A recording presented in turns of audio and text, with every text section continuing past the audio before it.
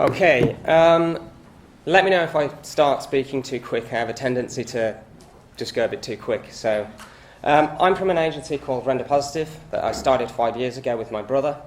I will keep this. I'm not going to do any sales spiel. You can read a little bit about us here.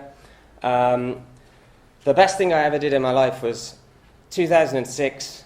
I was depressed, and I decided to move to London. And within 2 weeks, I did it. I got a job, got an interview, got a job, and I moved down. And it was the best thing I've done in my life.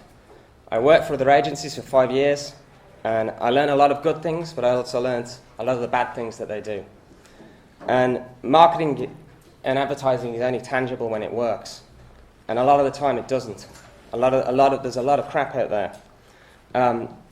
So I wanted to have an agency where I didn't have to be duplicitous, and I could always be honest with clients. And really do great work. And the reason I stepped in to do a speaking gig is this is not something I do regularly, but there's a guy called Rory Sutherland who's the vice chair of Ogilvy, one of the biggest agencies in the world. And I saw him speak, and I want to be that good. So I'm outside of my comfort zone a little bit. I've done lots and lots of sales pitches in my time, but not many gigs like this. So I will do my best to. I can't promise to be as entertaining as him, but there will be substance. There will be substance. So let's get to it. We don't like to admit it in advertising and marketing, but creativity is a small part of the puzzle of why something works and why something doesn't.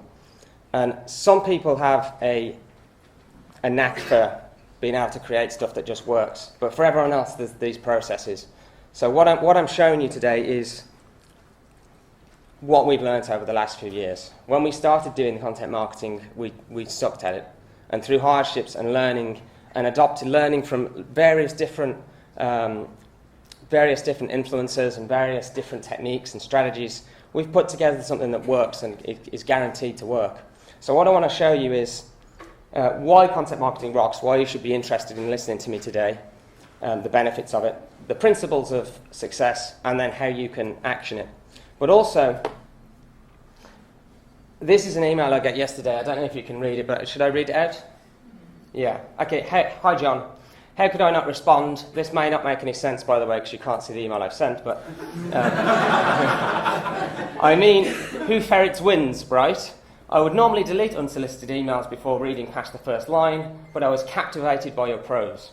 I'm afraid we don't have anything at the moment that would pique your interest or even get you out of bed, but that's not to say we might not have something in the future. So please stick me on your database and link to me on LinkedIn. Please keep in touch, and fingers crossed our paths cross again at a time when we've got healthy pockets and some good old-fashioned digital marketing campaigns to deliver. Congratulations on writing the very first unsolicited email I've ever read, let alone responded to. Good luck with everything. You deserve to do well. All the best, Joe. P.S. It was Colin that sold it for me. So I get a lot of these emails. Again, a few years ago, say 2 years into Render, we were growing and we hit a point and stopped. And drunk one night, I always want more, and I always want to keep growing and getting better. Drunk one night, I wrote an email, and a sales email, and it's really ridiculous, and I thought, I'll give it a go. And I started getting compliments and sales meetings. Every time I sent this email, and the more people I sent it to, the more compliments and the more sales meetings I was getting. So this is relevant because today I am going to talk about content marketing, but along with it, you're going to master a skill that can be life-changing if you get it right. Here's some of the things it does for me. I can get sales meetings on command whenever I want them. I can guarantee my clients coverage if they stick to my processes. My girlfriend in a month needs a job. I will get her as many interviews as she wants. I'm writing a novel at the moment, which is a lot more work than I thought it would be. And if it's good, I know I can get meetings with literary agents. So basically, I've learned the ability to get more people to say yes to my reasonable requests. So let's talk about content, but within this, you're going to learn some pretty cool stuff. Okay, so we did get into content marketing because of we were started really as an SEO agency. And there's a technical part to SEO, which I won't go into. It's still vitally important. A lot of people do the technical stuff really well. Not many people do content marketing, link building well, because it's difficult. So that's why we got into it, but we found out that there's a lot more benefits to content than just links and SEO. So the benefits, if you do this well, and don't worry, I'll show examples in a bit, it generates increased brand affinity as people enjoy engaging with your outstanding content. It provides consumers a reason to actually want to follow your social media profiles, and they're going to be more engaged. You can increase your opt-in mailing list databases. You can acquire digital PR coverage in authoritative titles, so newspapers, blogs, huge publications. Acquire high-quality links that delivers traffic and improves your Google positioning, so you get more traffic from Google. Acquisition of mass voluntary social media sharing of your outstanding content and your brand, and it positions you as an innovative company. And finally, it's the only form of marketing, I think, that appreciates correct me if I'm wrong, that appreciates in value without any further investment. Because although there's a peak initially where you get a big spike of traffic, it's going to get shared and found more, and if it starts ranking in Google, it's going to get more links, more traffic, so it can appreciate in value over time. So the first benefit is the one I've spoken about, the why we started doing it, is it helps your SEO. So Wikipedia, for example, because there are so many links pointing to Wikipedia, if they build a new page, it will outrank everything else because it's one of the strongest domains on the internet. Google considers it very important. If you do content marketing regularly and you acquire links from large newspapers, blogs, etc., you will rank higher for all of your terms in Google because they are the links that Google wants. It used to be that you could do kind of nefarious techniques, which is why the SEO industry has a kind of a bad reputation at times. Google now penalises you. If you don't do it genuinely and get editorially granted links, you can be penalised or you can be banned. So you have to do, this is the only really the form of link building that, other than say traditional PR, that gets the links that make a difference. So I'm going to go through some principles of how you make your content successful. Sorry, I get dry mouth, so I drink quite often. Share with your content. You can't really see, I don't think I can see the big circle. Okay, you need to appeal to as a bigger audience as possible. And I'll show you an example of this where we didn't do this and it failed. Basically, the more people that you interest, the more types of blog, publication that will be interested in it. So say, there's an example later on, it interests people that are into both science and technology and history. If you expand that, basically expand the big circle and the two other circles will expand too, and those are the important ones. So you're going to get seen, your content's going to get seen by a lot of people who won't be customers. But by doing that, you'll get seen by more customers overall. And a lot of people, when I pitch this to clients, they disagree with me, but they're wrong. So, so stand out. There's the second guy that there's not a lot of people that I look up to, but in the industry. But one was Rory Sutherland, and the other one is Dave Trott, and they're completely different characters. Rory Sutherland is super charismatic, speaks really well, hilarious guy. Dave Trott is really crotchety, but he does know what he's talking about. He has a lot of substance. Consumers are bombarded with content just like they are with advertisements. So the brain recognises patterns. So TV ads, I've stolen this from Dave Trott. I've got his permission. I said, he does it on a flip chart and he just sketches it. And we've done nice graphic versions. And I said, do you mind if I steal those? And he was like, you're not stealing, John, you're paying homage. So I've stolen them. And this is about TV advertising, but it's relevant to content. If you think about it, let's show you the image anyway. There's how many ads you see every day, and how many do you remember? Like, I think you've shown about 1,000 ad messages a day is the line that he uses. And how many do you remember, and how many do you remember positively? And you think about that, how much money is wasted by experts creating crap? And that you can be that one in the middle there that stands out. But if you do that, your share of mind goes from being a face in the crowd to being remembered or having your content shared. This is the difference between wasting money and making money. And it's one of the big reasons that most ads and most content fails, is that the client will take you to one side, which is they want to create something that's relevant, but it'll be invisible. And us creative types and agencies will take you to visible, but irrelevant. And they will rightly rein us back in, and we'll meet in the middle. And I'll show you an example of what I mean by this I think in 2 slides. First one, this is infographics, they can be fantastic. It doesn't work if it's just a sales piece of, if it's an ad disguised as an infographic. It may be wearing the clothes of an infographic, but it's an ad and you have to pay for advertising. Unless you're Google or someone offering something spectacular, really innovative, journalists and bloggers are not going to pick it up. You can create these, but you have to pay to get them seen. And we want organic coverage. I'm just going to check my phone just to make sure that I am... Okay, it's decent. What doesn't work? This was a client of ours, Sofa Workshop, the evolution of the sofa. They insisted all their content has to be about sofas. The problem with that is there is no community of interest of people interested in just sofas. There's no one going to share this.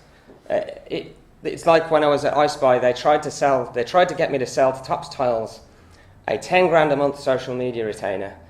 And I was like, they don't need to invest that much. There's not that many tile lovers on the internet to look after. And I refused to sell it. And I was rebellious like that. And that's why I started ranging away. But that's off topic. So we've convinced them now that there's more to... If you think of sofas, it's about relaxing, watching movies. There's an element of interior design. Now we're getting somewhere where there's a topic we can talk about. You can't force things down people's throat. You've got to write about what people are interested in. So you have to think a bit more laterally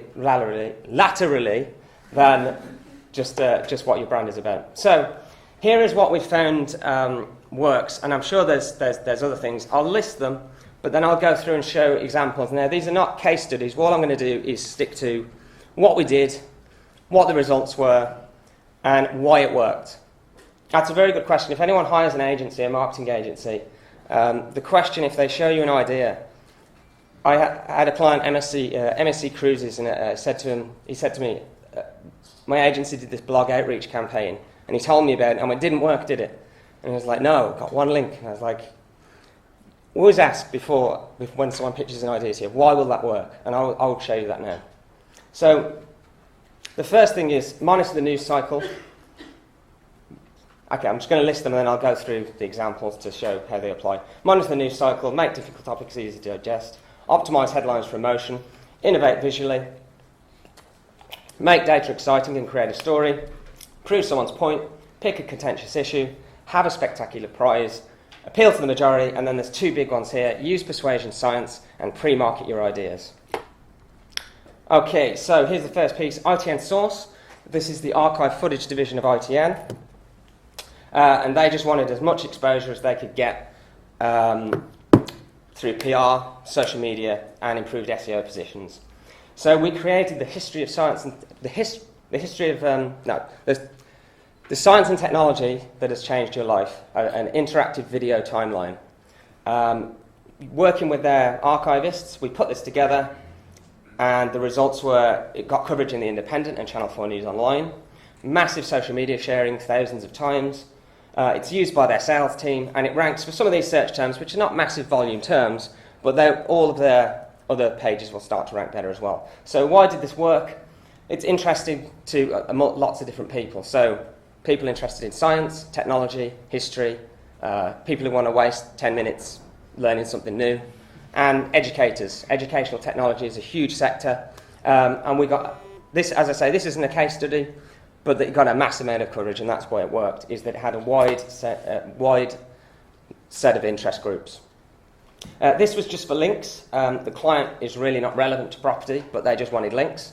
So what we created was an interactive graphic showing how London house prices have increased by borough from 1995 to 2014, but also included data on median salaries and how many new residential builds per area. So combining three data sources made an interesting interactive graphic. Got featured in the Times and London Loves Business, great links that helped their SEO. But also we provided each borough has its own local paper, and we provided them just with that section of data so it was interest to their readers. So massive increase in social media sharing and an increase in Google traffic by 34%. If you look, usually wait a few months, like 2 months, for the links to kick in, and then we track if traffic has gone up. Saying this is for flexi offices. Okay, I'm going to speed through. Flexi offices, reason this worked was London Skyline is generally talked about quite a lot. It got mass social media shares, thousands, and got them lots of links. This one I like. We persuaded journalists to publish our infographic on how to influence and persuade people using the very techniques mentioned on the infographic. I wondered if any of them understood what was going on. It took me a while. I did not get the irony of that until very recently putting this deck together. But okay, I'll speed through. Reason this worked is the cost of living is always a topic that's discussed. We made something that was slightly interactive. All of those London publications picked it up. Why did it work? It's of interest to anyone who talks about cost of living and Londoners, and that's why it works. And increased their Google traffic, got PR, etc. Symantec, the biggest client I ever worked with. First piece was on BYOD policies, not a sexy topic, but we managed to get results. So it trended on LinkedIn. I didn't know that was a thing. I was just bragging. I'd got on VentureBeat, and it said, "You're trending on LinkedIn," and 330,000 people follow this group. Top news on Twitter, and featured on VentureBeat, who get 5 million views a month, and lots of other places. I know they rank, I don't know why they've changed it to a PDF. It's not the format we used, but they rank number 1 for that search term. The reason that this worked is something called pre-marketing. We ask journalists and bloggers if our ideas are good before we proceed. And if we don't get yeses, then we don't make it. So we never fail. Quark Expeditions. This one worked, great results, but the reason it worked is we were giving away the chance to win a trip to the Arctic. So I would love to take credit for those 30,000 entries, but if you offer a spectacular prize, you'll get coverage and you'll get results. And also, if you think you're in a boring industry, anyone can create content that's good. So Blendtec offer blenders, and they made it interesting with Will It Blend. They put iPads, iPhone, they put them in and see if it will blend. And he has got there nearly 18 million views. So even if you're boring. So a lot of this, may look, I know there's designers, developers, a lot of this may look hard to do, but you can get away with just good writing. So how to get a job in digital marketing. We wrote a blog post on that. We ranked top for it. The guy I spoke about, Rory Sutherland, who I look up to, he's a very influential, very busy man. I managed to get an interview with him. I emailed him with the techniques that I spoke about, and I said, I've got 3 goals this year. 1 is to get a new massive client, 2, get mainstream press coverage, and 3, have a video interview with Rory Sutherland. I said, I don't think you can help with 2, but you can definitely help with 1. And he went, okay. Okay, so I'm getting to the juice of it now. This is the process. First thing you do, if you go to our website, you can get a spreadsheet here, and you put URLs into it. So any competitive content, your own content, articles that are in your industry, and it will pull in how many times it's been shared across Twitter, Facebook, LinkedIn, Pinterest, etc. So you can see what kind of stuff people are interested in and what they're not. And that will inform this. Brainstorming, this is get people in a room, anything goes, get a whiteboard, and then you narrow it down later. If they've been shown the content audit, you've got a nice place to start to see what works and what doesn't. Headlines. Optimise for key terms if search positioning is a goal, and use the curiosity gap. There's tons more that can be done here. It's something we need to do better, but I'll show you an example of the curiosity gap. You see Upworthy, BuzzFeed doing it all the time. Job didn't exist before, now it's changing the whole town. It's an example of getting people to click. And secondly, my favourite one, which will probably be useless to you, but it's my favourite. It's a ridiculous.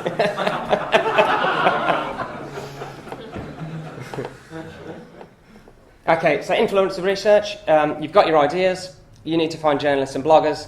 These are some good places to look. So Google, obviously. Blog roles. If you find a blog, it'll often have a section on the right-hand side that will have links to other blogs that are similar. Okay. Pinterest is great for searching for content in your sector. So is Twitter. Follow a Wonk is a site where you can find social media power users on any particular topic. Competitor analysis, which I'll show you in a sec, and databases. So BuzzStream is a great tool you can use for seeing, managing your relationships with bloggers and journalists. So you can say if you've worked with them before, if you've got coverage before, if the relationship is strong. It's a great tool for managing those relationships. This is Open Site Explorer. You put your competitors in, or a particular piece of content, and it will show you who links to it. Okay. I'm nearly on time. Okay, and that's agility. I'm going to rush through because I usually go too quick, but there's a lot of content here. Prioritising influencers. You want to prioritise the big sites over the small ones. If you get coverage in big sites, smaller ones will cover you too. So aim for the big ones. So here's the most important part, and all I care about is showing you this. This is the most important. If you can learn this, you can make content work, and you can get sales meetings on command, etc. So reciprocity, the obligation to give back what you've received from others. So if a waiter leaves mints, they get more tips. If they leave 2 mints, 14% increase in tip. If they leave 1 mint and then come back and say, no, for you nice people, 2 mints, tips increase 23%. So it's not influenced by what was given, but how it was given. So the main key point is to be the first to give and make sure it's personalised and unexpected. Second one, scarcity. People want things that, when British Airways stopped offering the twice daily Concorde flight, demand skyrocketed. Authority, people listen to experts. So another reason like the influence and persuade graphic work was it was based on real credible research. So examples here are physiotherapists using diplomas and people on the phone actually saying people how many years experience people have got. So authority is another one. Consistency, I love this one. Once in a street, few people were willing to display an unsightly board in their front garden to support a Drive Safely campaign. But in a similar street, 4 times as many homeowners were willing to display the board. Why? Because a few days ago they had agreed to place a small postcard in the window of their home to support the campaign. That small card was an initial commitment that led to a 400% increase. When seeking to influence the consistency principle, the influencer looks for voluntary, active and public commitments and get those in writing. And finally, liking. People like to do business more with people they like. So in a series of studies, people that were given the time is money approach reached a deal 55% of the time. The people that exchanged some conversation for a while, for a few minutes, 90% were able to reach a deal. So liking is important. And finally, consensus. Basically, people will take the actions of... if you show that lots of other people are doing a certain behaviour, more people will follow suit. So I've spoken about what content works and how to reach people. I can't give you my email template, but if you experiment with those principles in emails and send them to the right people, not only can you get coverage and always succeed because you'll get feedback, but also it works in sales, it works in anything where you need to get the response of yes. So getting noticed, I am nearing the end now, actually kind of happy that it's fitting in. So use the science of persuasion in your email copy. There's a book called Influence by Robert Cialdini. If you're really interested in that, buy it. It's changed my life. Pre-market ideas. The wrong way of doing things is agencies and clients create stuff and then try and get it seen. The right way is ask people that you want to get coverage of if it's a good idea. If you get enough yeses, create it. And many times they make the idea better because they're knowledgeable. And be genuine. Show journalists and bloggers that you know what they write about. Follow up on the phone. And remember, journalists, you're not doing anything unethical. Journalists have targets for traffic, page views, and social shares too. So it's a mutually beneficial relationship. Paid social seeding, don't rely on that, but it's a nice add-on. So really, hopefully this has been convincing enough that you should do this. I love content marketing because it has benefits to PR, SEO, branding, and it's the most fun work that I've ever done. And I've learned so much else through doing this. So I will sum up. Perform a sector audit using the Google Sheet on the Render Positive blog. Great content doesn't need to be visually beautiful or interactive, but it does give you an advantage. Our rules of thumb work for ideas, but there will be others. Use persuasion science in your emails to busy journalists and bloggers, anyone you want to reach. Actually respond positively to your messages. Something we don't do that we're going to do, I need to follow my own advice. Write at least 25 headlines per content piece and decide on the best.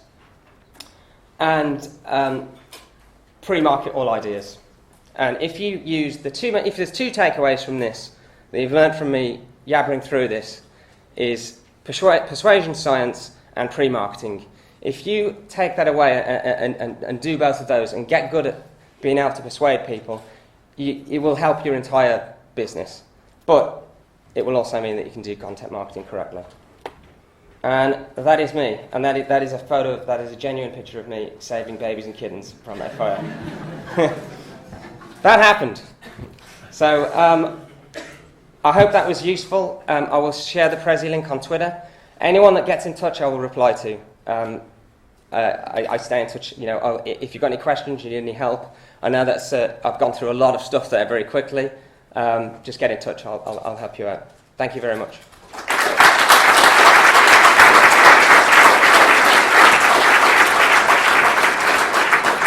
Wow, a lot of amazing information there. So we've got a good 10 minutes for questions. So get those hands up. And this pink gentleman here will come and hand you a mic. When you do get mics, make sure you speak into it. Because we're filming these, and if you don't, it's not going to be on the video. And then it looks like he's just got lots of awkward pauses between saying something. Hi. Hey. John, fantastic talk. Cheers. Probably the best one I've heard for an extremely long time. I know you're nervous, so thank you very much. I've learned a lot. You said get something unexpected, so here's mine. Thank you very much. You said you were depressed, and in 2 weeks you found yourself in London. For me, that's not much big leap. Yeah. What made you make that decision? I do. I put myself out of my comfort zone a lot of the time. So, sometimes it works and sometimes it doesn't. That one did. I decided. I just had an inkling. London.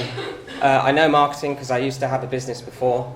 I didn't go to college or uni, and I just had a feeling. And I just went on the inkling and I emailed the first site that came up when I typed in online marketing agency London. I didn't have a CV. I sent a bullet point list of my skills, and they gave me an interview. And I went down and I nailed it, and I moved down, and I sold my business to a friend. And the same with Render. Like I got promoted to the head of social media, and then 2 weeks later I quit, which seems ridiculous. But I'm so glad that I did because I started Render, and that's the second best thing I ever did. And the reason I wrote that email is again, spur of the moment. I've got to sort this out. I've got to get more sales. So I've always found the worst times of my life have led to the best. Have you read Who Moved My Cheese? Sorry? You've read Who Moved My Cheese? No. Read that. Okay. I've got no pen, but I will do. Hi, so, Cheers. So the question is, when you say pre-marketing, how do you do that with journalists, right? Because they're quite busy and it's hard to get, to get any feedback from them. Yeah. So let's say very specifically, if I want to write about WordPress and I want to write about WordPress a lot. Yeah. So how do I approach this, to my pre-marketing efforts? Thanks. Yeah. So well, there's a few different things. One is the type of influencer. So there will be WordPress. There's going to be design communities and tech communities. Big tech publications that will be interested in that. If you want to get that featured in a national newspaper, then you have to. That's where the brainstorming comes in. How can we angle this? So one story could be you could see how many large corporations are wasting money on bespoke, crappy CMSs when WordPress is free. There's an angle there. You know, there's a story there that's relatable to their audience. So you have to think about how to make it relevant to that journalist, and you have to think: do you want coverage in certain publications? Obviously, you want as much coverage as possible, but wouldn't it be better to focus on more relevant publications? So VentureBeat, for example, tech publications. Your audience is looking at that. I would target those people. I don't know if I answered your question there. Good enough. Cool. Good.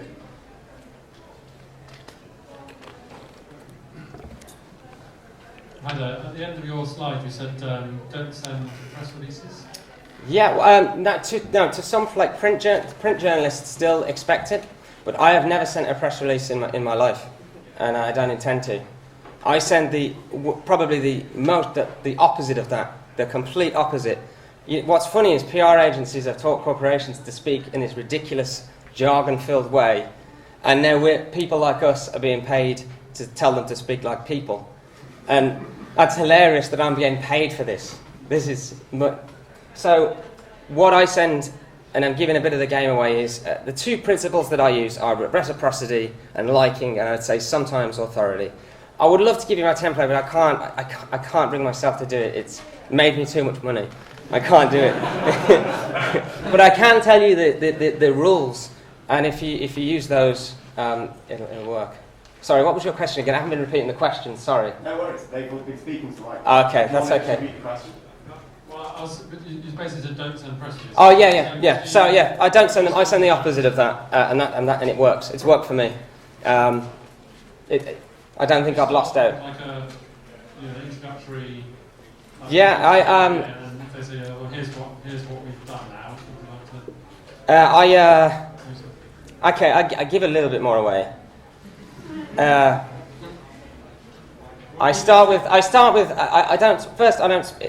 don't introduce, like, think of, here's how I put it. I don't know if you get spam emails as businesses. They all say the same thing: we offer this, or we're the best at this. My subject line is weird and strange. My first line is ridiculous. It actually admits, the first line of my email that's for sales purposes admits that I bought their data off a list. So I'm admitting a fault up front. And no one sends a spam email where they admit that up front. And as well, if you admit a fault up front, everything else you say has more credibility. Warren Buffett does that in his every one of his presentations. He starts with bad news, because everything else he has to say has more credibility. So I start with something like that, because my favourite reply to one of my emails was, my colleague forwarded me your spam email and we would like to meet you to discuss opportunities. Which I'm sure has been said 0 times in history. So be surprising. They're gonna. You need a subject line. I still only get a 30% open rate, and I've got ideas of how I'm going to change that, but I'm not going to go into that. But you need to surprise people with the subject and get them hooked in the first line, and be informal, and eventually you can get to the meat of it, but make them actually read and like you. That's one of the principles, and want to reply. A press release, they get hundreds of them.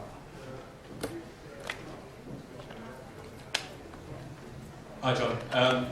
You started off speaking about creativity and saying it's obviously important, but not that important, and that versus process. Obviously you've covered a lot of information in a short space of time. Can you, and this may be too broad a question, but can you say more about your process and what that involves? If there's a chronology. I would say it starts with content audit, the spreadsheet. So we look, think of what your business offers, look what's already out there. So what are the trade publications, what are the blogs on the subject talking about, what are competitors doing, and you'll see what people are interested in and what they're not, and what the rules of thumb are. And then you do the brainstorming. You've got an anchor point of, here's what we know, we've got intelligence, and then you just develop lots of ideas. And then it is up to someone to narrow them down. That's hard. There'll be a lot of crap ideas, and there'll be some gold in there. And then the most important point I would say is using persuasive emails to get journalists to tell you if the ideas are good or not, and bloggers. And with that, you only proceed and make something until you've got enough yeses. If they're emotionally invested from the start, they're going to promote it later, rather than just we think this is a good idea and making it. That's why there's so many embarrassing corporate games, like a company that sells window cleaner has a Facebook app or an iPhone app. Who's going to download it? Pre-market ideas to people who've got an audience, and it will work. As I say, the two most important parts of the process are getting good at persuading people to say yes, and pre-marketing. Hello, John. Hey. I'm actually a journalist, and I get all these press releases that you're telling me about. And you're absolutely right. The best thing to do to It looks like I've got plants. I've got someone come up and say that it was the best ever, and then you say you are completely right. So they're not plants. And you're right. The best thing to do is to start in a quirky way, but then you have to follow up with real substance. Oh, we do. which I'm sure you do. I haven't divulged what you actually said. But something that's also incredibly important, because I get so many press releases, I tend to classify them into stuff I'm going to follow up on, stuff that's complete rubbish, which I actually send to my friends because they're so pathetic. and then press releases who I feel a little bit sorry for, because they're obviously not very good at their job. But anyway, something I wanted to point out, you have to be absolutely spot on with things like grammar and spelling. And I did notice. Yeah, I know. I looked through. There is errors in there, and I realised today. And I noticed them immediately. My journalist had a meeting. So I really should have a word with him. Yeah. No, the thing is, I started writing in the end of last year again. I wrote a poem. I'd never read a poem in my life, and I sent it around, and loads of people liked it. And then I thought, I'll start writing this novel I've wanted to write for ages. And obviously, I've been practicing and writing 2,000, 3,000 words a day, pumping it out. And now I looked at even my email that's made me all this money. I've looked at it and I've gone, I can improve that so much. So I know there was mistakes in this, and it's weird actually, because I don't come from that background, but now I'm really interested in it.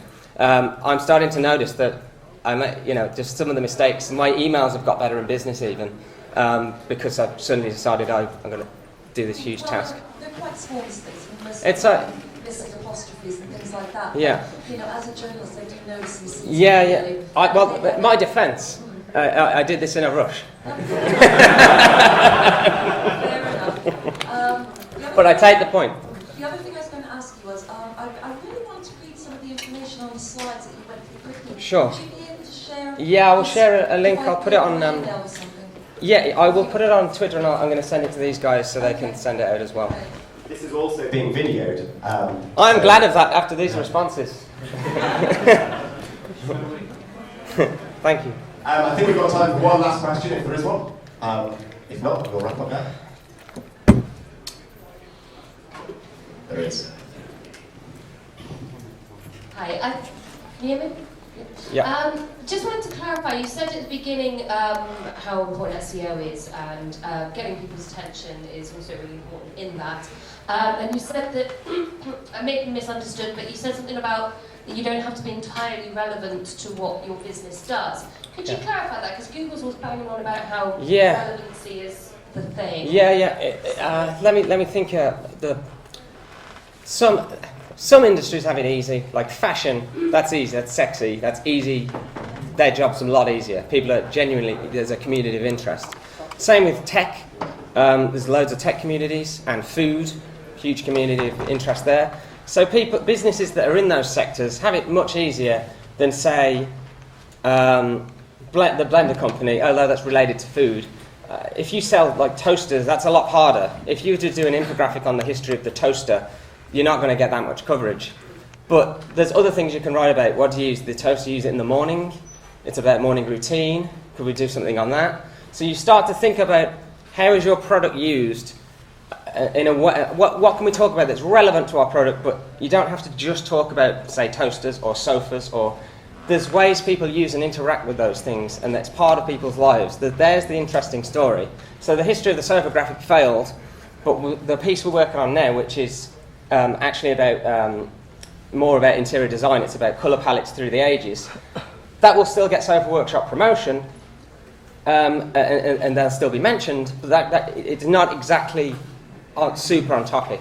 And although Google goes on about relevancy, that's still relevant. You know, you can stretch relevancy to a degree. I mean, it shouldn't go to absurd degrees, but if you were to say, it's a ridiculous example, but if you manufactured toasters and you did blog posts on morning routine and different breakfasts and things like that, that's still sort of relevant, and I think that's fair enough. I don't think they expect you to be super rigid. I'm not saying you should go completely irrelevant, but you can stretch relevance, definitely. Okay, wow, well, really heartfelt and informative talk, so thank you so much, John. Thank you very much. Yeah.